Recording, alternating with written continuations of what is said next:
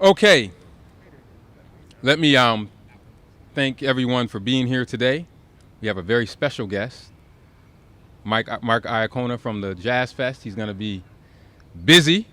Well, he's been busy, but he's going to be even more busier over the next couple of days, and it's so great to see Mark here. But we're here today to talk about some great enhancements. I'm joined by Mark, as I said, Mark Iacona from the Jazz Fest, Mitch Gruber, our finance chair from Rochester City Council, Vice President Lachey D. Harris, who's representing council and will say a few words, and our council representative Northeast, Michael A. Patterson. And I'm also joined by several members of our special events team. If they can just wave their hands.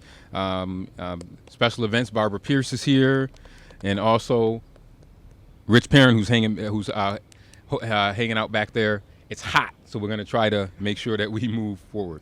So we're standing on a site that once was the main area of Midtown Plaza, a place that many of us spent a lot of time in. My first big job was in Midtown Plaza, and I loved Midtown Plaza. McCurdy's, we all know the Clock of Nations, the fountain, and all the memories most Rochesterians have of this area.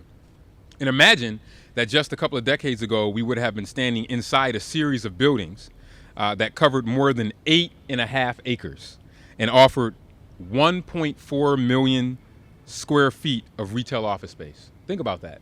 At one point, we had 1.4 million feet of office space here. And it's been a while since then. Some people I know have very fond memories of this place, as I do.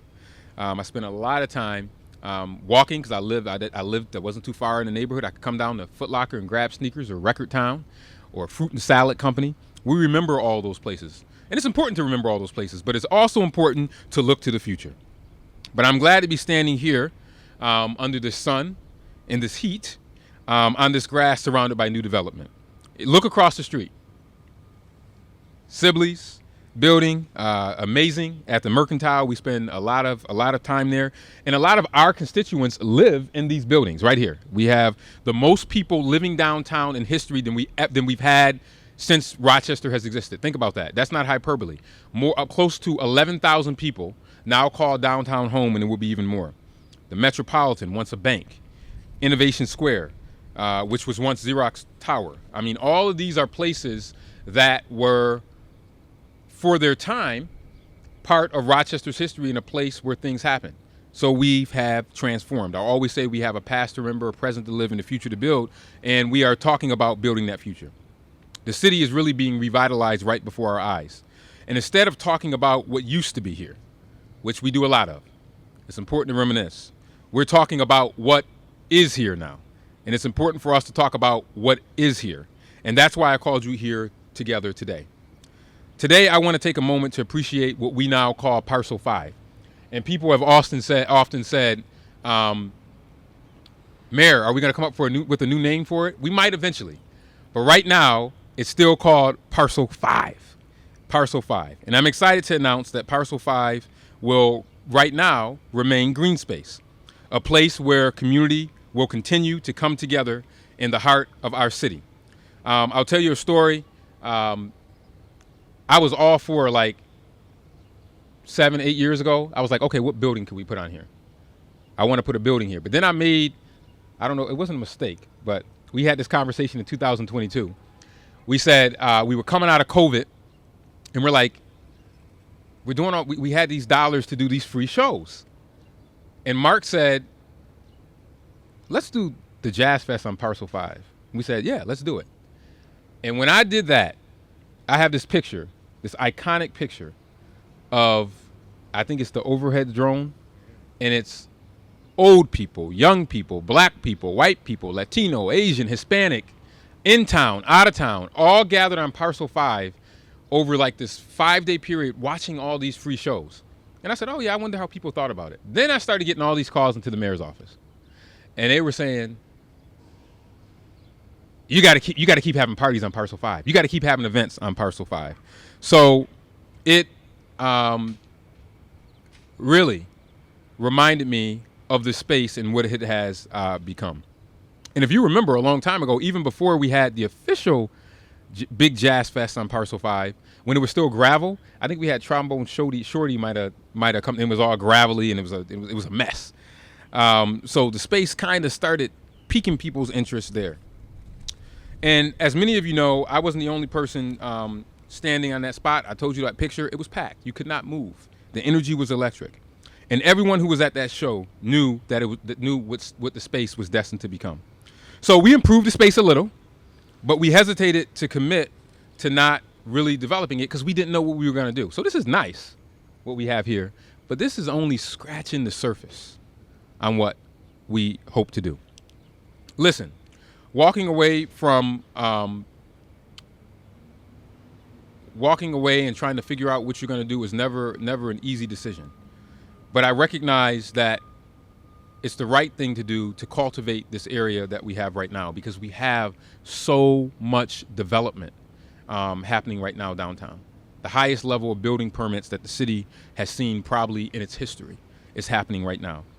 And so it's important for us to now make this more functional and have more enhancements. I also want to announce that we are right now doing a space study of all of our outdoor spaces downtown. Parcel 5 is on that list of spaces that we are enhancing. So the stuff that I'm announcing today that we're enhancing may be even further enhanced after we talk about the space study, after the space study is done. You know, you hear, oh, we want it to be like Kansas City Light District, which the U.S. Conference of Mayors meeting is there that I'll be attending. Or Bryant Park. You hear all of these things thrown around.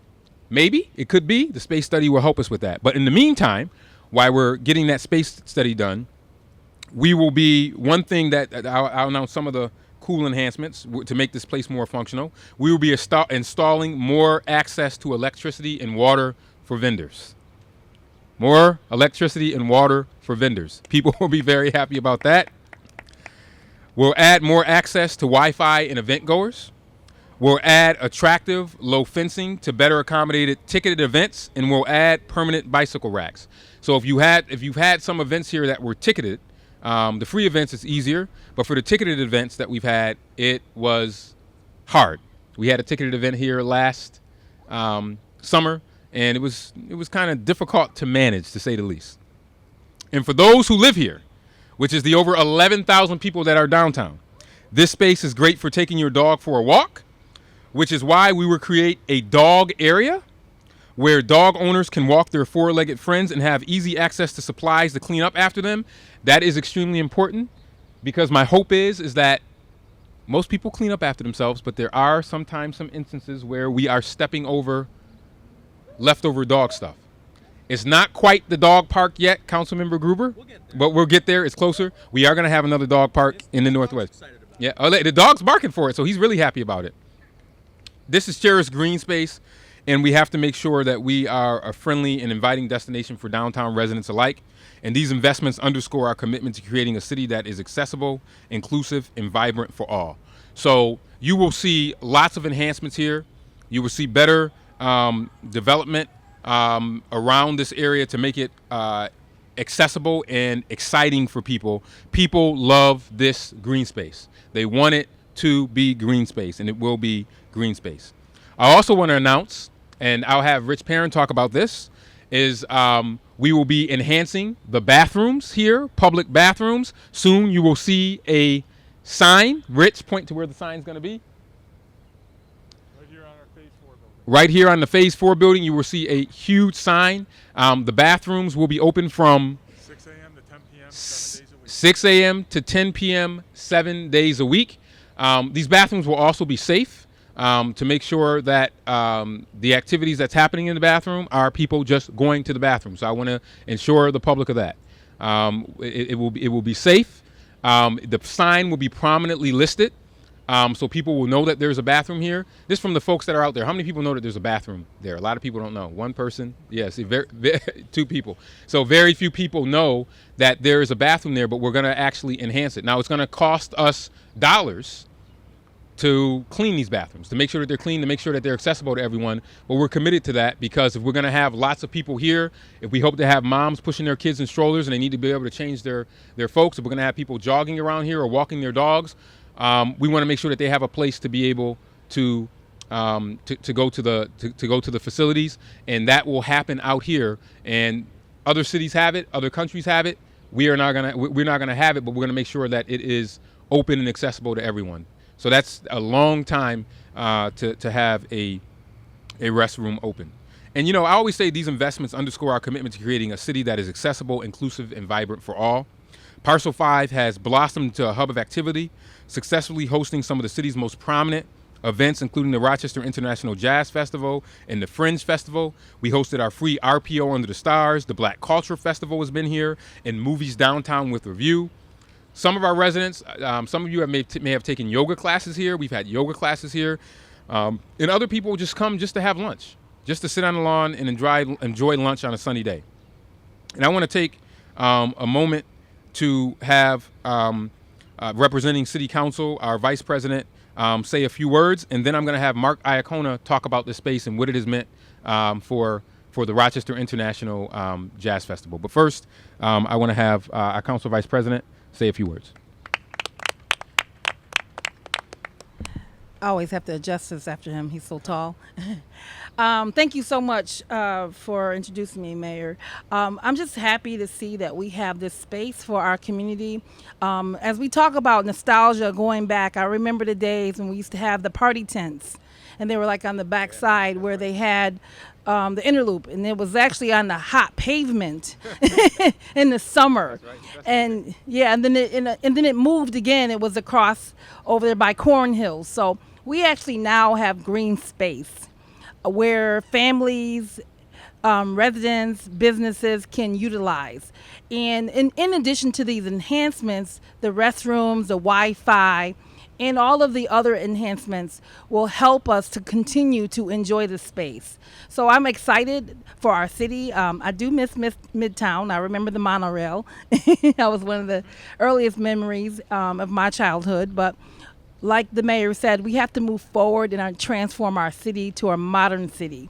So this is modern enhancements for a modern city, a modern Rochester. So thank you very much to the administration. Thank you very much for special events and Barbara Pierce and her team and Commissioner Perrin, both commissioners for their work on this. And I am just excited to be here during Jazz Fest. Thank you. Thank you. And the other thing I'll mention is that I'm sure everyone remembers the eclipse. Another powerful picture is I was at the Museum and Science Center. I couldn't be in all the places at once.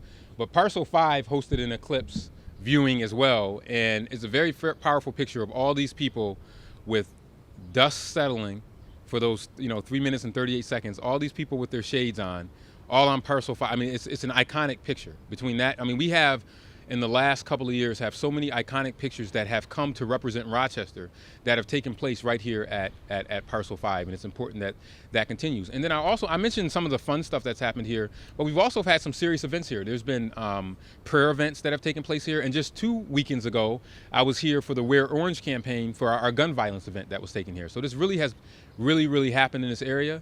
And then the Lucky Flea Market, which has taken place in this area, right along here, they moved from one location to here. So if you come down here on a Sunday, you can catch the Lucky Flea Market with hundreds of vendors that is also here. And then you see the people on Parcel 5 getting their wares that they may have brought from the food trucks or some of the other stuff on Parcel 5 here happening. So this is just a great opportunity. It's a great space for our city. And I'm just so happy that we have people who have been helping us program this space, because I always say it's not me, but we, and I know people get tired of me saying that, but I really mean that. And part of that we is the Jazz Fest. I want to thank all the City Council who's here. Most of the members are here today who support a lot of our special event stuff. And one of the things that the administration and City Council has supported is the Rochester International Jazz Festival, which has made the Jazz Festival so accessible to so many people in the community, because we keep the majority of the shows free. You can go to the library and hear a show. You can come here on Parcel 5 and hear a show. You can go on Jazz Fest and hear a show. Or you can just sit, if you live downtown, you can sit in your living room and hear a show. So I want to have Mark Iacona talk about the Jazz Fest in general, because it's kicking off on Friday, but also more importantly about Parcel 5 and his thoughts about how bringing the Jazz Fest to Parcel 5 has further enhanced this great festival. So Mark. Good morning, everybody. I want to say again an overwhelming thank you and appreciation to City Council and the mayor and the administration for all the support over the years, working with Mitch, Kara, Joe, Barbara, everybody that we've interfaced with. It doesn't happen by just two guys, John Nugent and Mark Iacona. There is a team behind us, and it starts with the sponsorship, and it starts with the local government, which is very, very important to our programming. You know, things do come full circle. I too was in the building that was once here. I think I did some back-to-school commercials when I was 8 years old down here, rode the monorail. For me, being born and raised in Rochester and having a chance to leave, one of the things that kept me here was a second-generation business and becoming involved in this jazz festival. And the thing that was the thing that actually was the motivator for me is the way I was raised, and to always stay in the town that helped you be successful and give back. So being part of a cultural event, why here? Why is it so important here on this parcel? Is because it's unity in the community. So when you see what's happening here, and the mayor is right, over the years we were one of the first, I think we were the first major event to use Parcel 5. When I had asked, another individual in the business said, why don't you come down and use it? And I said, well, we're gonna ask, and we were granted that, and you know, off to the races.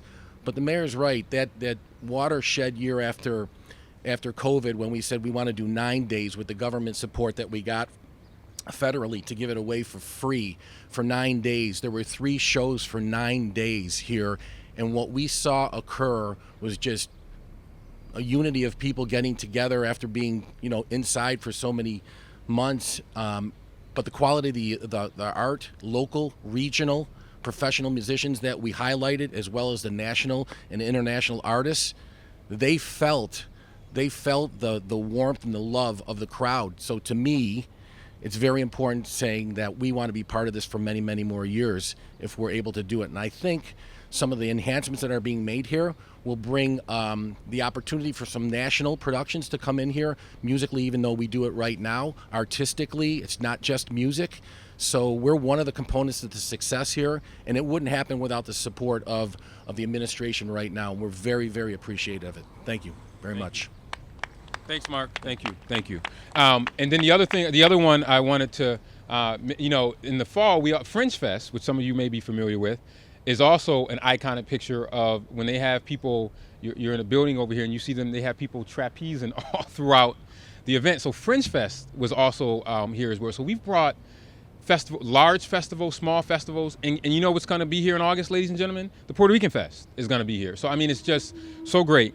And I will say that I believe that you can have it all. So although we have enhancements here, you know where else we're doing enhancements? Right over there at MLK Park. So it just all fits together, the puzzle piece. Brand new playground at MLK Park, lots of other enhancements at MLK Park. So now you have these outdoor destinations where you can hop from MLK Park, come over here, go over to Washington Square Park, all within walking distance. And you can have so many things that can be programmed here. So stay tuned to the other enhancements that will be taking place. But one of the things I'm most excited about, and Mark touched on this, is that the space is going to be more functional, and so much more functional, where you can have some of these bigger events that you couldn't have before because we didn't have the amenities. The electrical being one of the big important ones. The water being one of the big important ones. If you want to bring in bigger, more sustained events where you want to try to take it to the next level, we're now going to be able to do that here because we're going to be able to look at all the space. But I want to say that this is only the beginning. This is only the beginning. And once we get the space report back, we'll share that with the community, and that will hopefully have some recommendations on how we can even further enhance the spaces that we have and have other programming. So we are extremely excited about this announcement on Parcel 5. I'm happy that Mark was able to join us, and also the members of City Council and those in the community. And I am convinced that we will continue to make great memories here in the space, because this is not just about a space in the middle of the city. It's about bringing people together and also enhancing economic opportunity.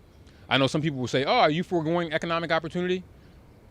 We're not, because I looked at the sales tax revenue from the last quarter, and again, I think it's going to break another record. You know why? Because of all the events that we had. We had the Eclipse, we have the Jazz Fest, and if we were able to have spaces like this that are enhancing these opportunities, that's what we want. And look, they're happy too. I don't know what they got going on over there, but they're happy about something over there. So that's good. So with that, I'll take any questions that you might have about some of the enhancements that we have going on here. And I have Rich Perrin here with me who might be able to answer it. And let me tell you, right now, this breeze feels good. It doesn't feel like it's going to be 95 degrees today. I'm like shocked. It feels great. But I do want to, just before I take questions, remind those in the media, if you can continue to push out the information about Cool Sweep. This weather, this heat index is going to be extremely dangerous. We want to make sure that people take advantage of our libraries, rec centers.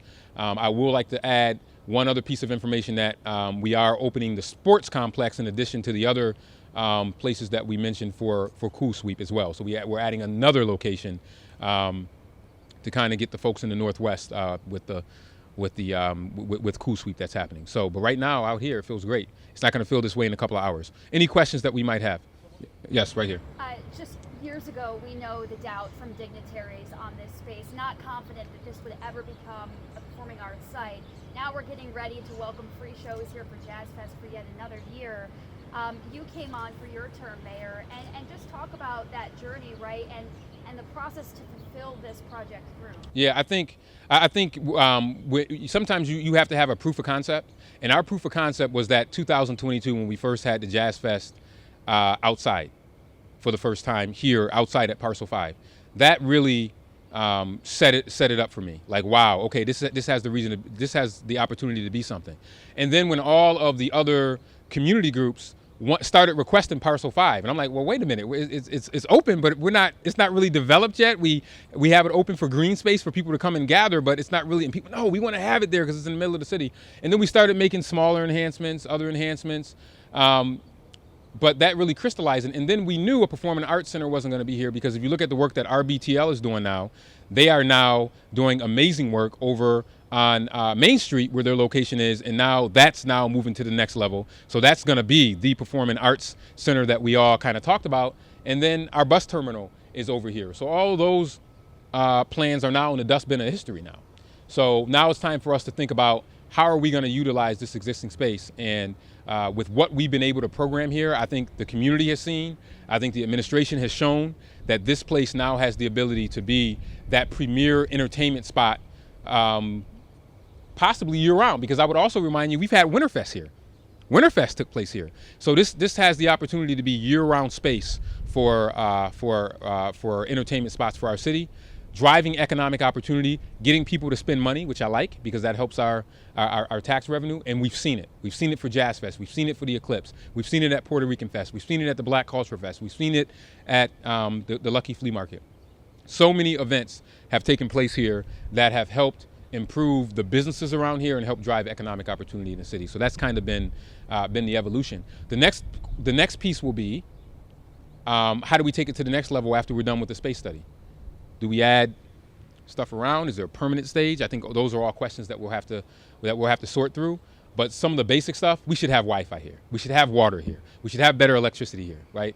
So those are the things that are in the immediate term, obviously, that we'll take care of.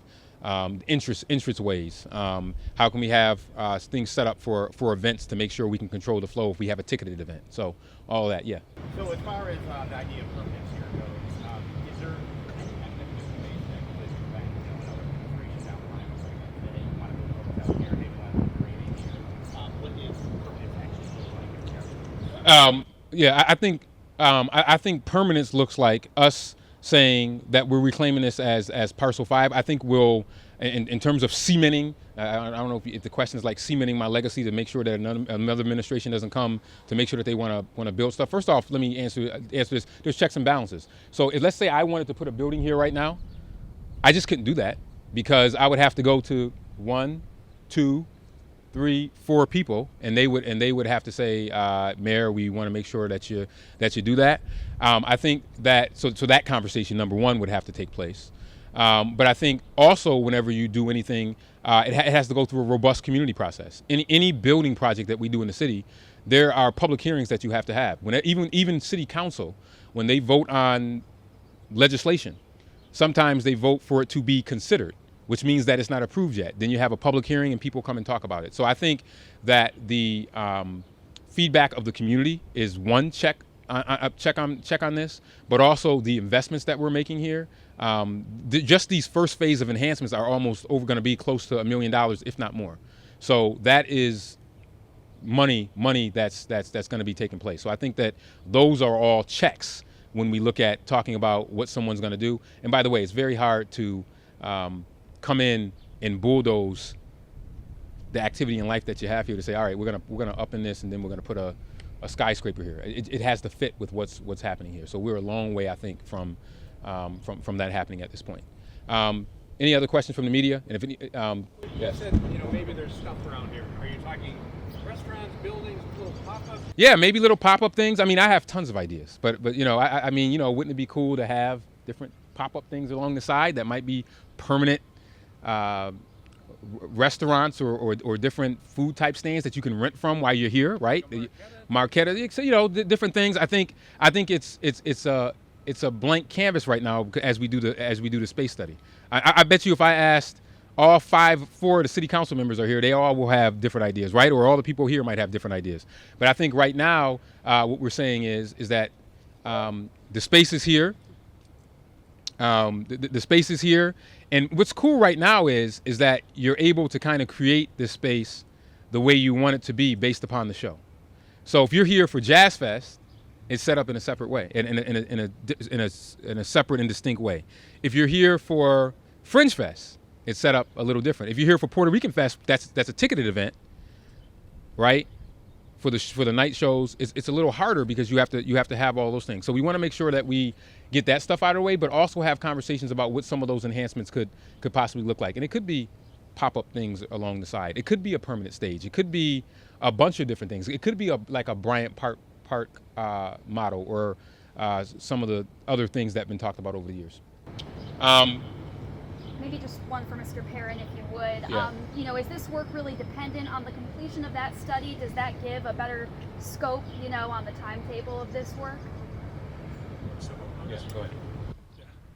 Yeah, one of the things that we're looking at as part of the downtown spaces or inventory, this is unique. We're not going to have anything else like this.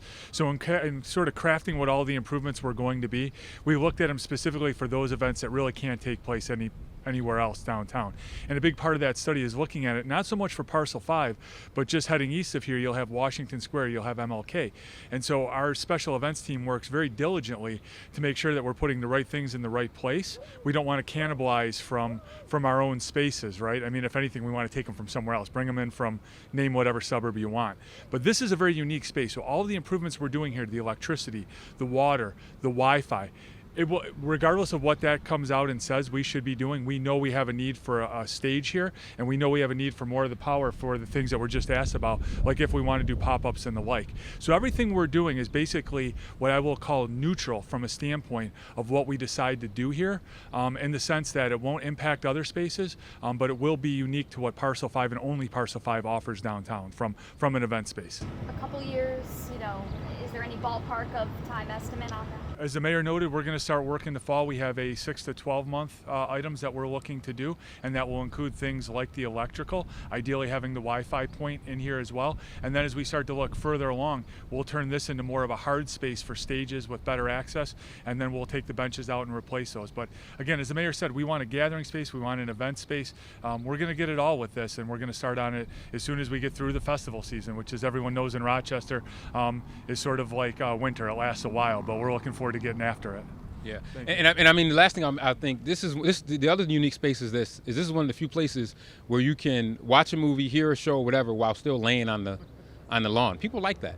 I mean, there's very few unique places that are like that. So we're excited about this. I want to thank you all for coming out. If anybody has any other questions, let me know. If you have any off topics, let Barbara know, and I'll take them off podium. And if anybody from the public has any questions, feel free to ask me. I'll stick around for a little bit. But thank you, everybody. Thank you so much for coming.